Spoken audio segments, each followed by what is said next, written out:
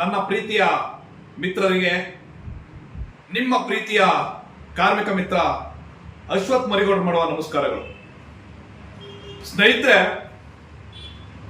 ವಿಚಾರ ಏನಂದ್ರೆ, ಅದಕ್ಕಿಂತ ಮುಂಚಿತವಾಗಿ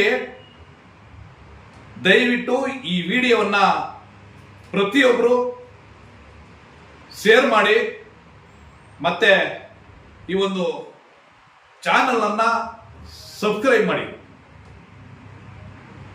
ಸ್ನೇಹಿತರೆ, ಅವಾಗಲೇ ಏನ್ ಹೇಳಕ್ ಬರ್ತಾ ಇದೆ ಅಂದ್ರೆ, ಏನಿವಾಗ ಜೂನ್ ತಿಂಗಳಿನಲ್ಲಿ ಶಾಲೆಗಳು ಆರಂಭ ಆಗಿದ್ದಾವೆ. ಆದ್ರೆ ಕೆಲವರ ಒಂದು ದೌರ್ಬಲ್ಯ ಏನಂದ್ರೆ, ಸುಮಾರು ಬೇರೆ ಬೇರೆ ರಾಜ್ಯಗಳ ಬಗ್ಗೆ ನಾವು ಮಾತಾಡ್ತಾ ಇದ್ದೀವಿ. ಬೇರೆ ರಾಜ್ಯಗಳಲ್ಲಿ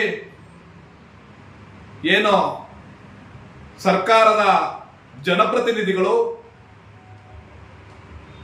ಶಾಸಕರು, ಸಂಸದರು ಇತ್ಯಾದಿ ಸರ್ಕಾರಿ ನೌಕರರನ್ನ ಒಳಗೊಂಡಂತೆ ತಮ್ಮ ಮಕ್ಕಳನ್ನ ಸರ್ಕಾರಿ ಶಾಲೆಗೆ ಸೇರಿಸಬೇಕು ಅಂತೇಳಿ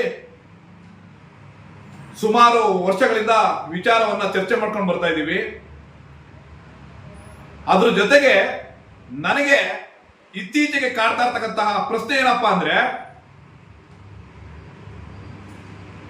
ಸರ್ಕಾರಿ ಶಾಲೆಗೆ ಮಕ್ಕಳನ್ನ ದಾಖಲಾತಿ ಮಾಡೋದಕ್ಕೆ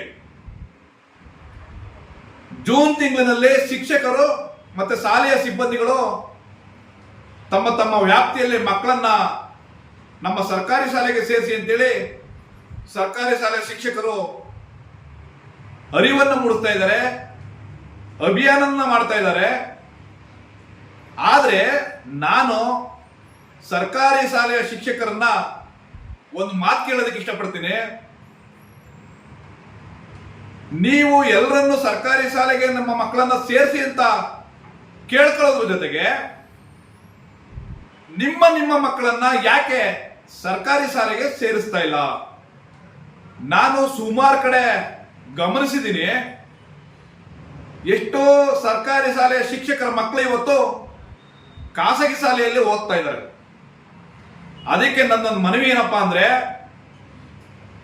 ಯಾಕೆ ನಿಮ್ಮ ಮಕ್ಕಳನ್ನ ನೀವು ಸರ್ಕಾರಿ ಶಾಲೆಗೆ ಸೇರಿಸುವುದರ ಮೂಲಕ ನೀವು ಮಾದರಿ ಆಗಬಾರ್ದು? ಅಥವಾ ನೀವು ಶಾಲೆಯಲ್ಲಿ ಏನು ಬೋಧನೆ ಮಾಡ್ತೀರಾ, ಅಥವಾ ನೀವು ಓದ್ತಾ ಇರ್ತಕ್ಕಂತಹ ಶಾಲೆಯ ವಾತಾವರಣ ಸರಿ ಇಲ್ವಾ? ಎಲ್ಲಿ ಎಡುತ್ತಾ ಇದ್ದೀರಾ ಅಂದ್ರೆ, ನೀವು ಓದ್ತಾ ಇರ್ತಕ್ಕಂಥ ಶಾಲೆಯ ಮೇಲೆ ನಿಮ್ಮ ಸಹ ಶಿಕ್ಷಕರು ಬೋಧನೆ ಮಾಡುವಂತಹ ವಿಚಾರಗಳಲ್ಲಿ ನಿಮಗೆ ನಂಬಿಕೆ ಇಲ್ವಾ? ಆದ್ದರಿಂದ ದಯಮಾಡಿ ನಾನು ಕೇಳ್ಕೊಳ್ಳೋದು, ಪ್ರಥಮವಾಗಿ ಪ್ರತಿಯೊಬ್ಬರು ಸರ್ಕಾರಿ ಶಾಲೆಯ ಶಿಕ್ಷಕರು ನಿಜವಾಗ್ಲೂ ನೀವು ಮಾಡ್ತಕ್ಕಂತಹ ಪಾಠದ ಮೇಲೆ ಅಥವಾ ನೀವು ಮಾಡ್ತಕ್ಕಂತಹ ಬೋಧನೆ ಮೇಲೆ ನಿಮಗೆ ನಿಜವಾಗ್ಲೂ ಸಂಪೂರ್ಣವಾಗಿ ನಂಬಿಕೆ ಇದ್ರೆ,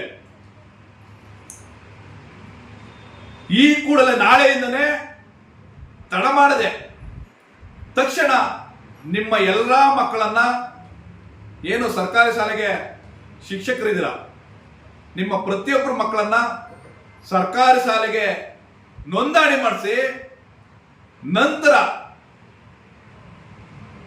ಏನು ನಿಮ್ಮ ವ್ಯಾಪ್ತಿಯಲ್ಲಿ ಬರ್ತಕ್ಕಂಥ ಶಾಲಾ ವ್ಯಾಪ್ತಿಯಲ್ಲಿ ಬರ್ತಕ್ಕಂಥ ಹಳ್ಳಿಗಳಲ್ಲಿ ನೀವು ಅಭಿಯಾನ ಮಾಡ್ತಾ ಇದ್ದೀರಾ, ಆ ಅಭಿಯಾನವನ್ನ ಕೈಗೊಳ್ಳಿ ಅಂತೇಳಿ ಈ ಸಂದರ್ಭದಲ್ಲಿ ಈ ಮಾತನ್ನ ಸರ್ಕಾರಿ ಶಾಲೆಯ ಪ್ರತಿಯೊಬ್ಬ ಶಿಕ್ಷಕರಿಗೆ ಹೇಳ್ತಾ ನನ್ನ ಮಾತುಗಳನ್ನ ಮುಗಿಸ್ತಾ ಇದ್ದೀನಿ.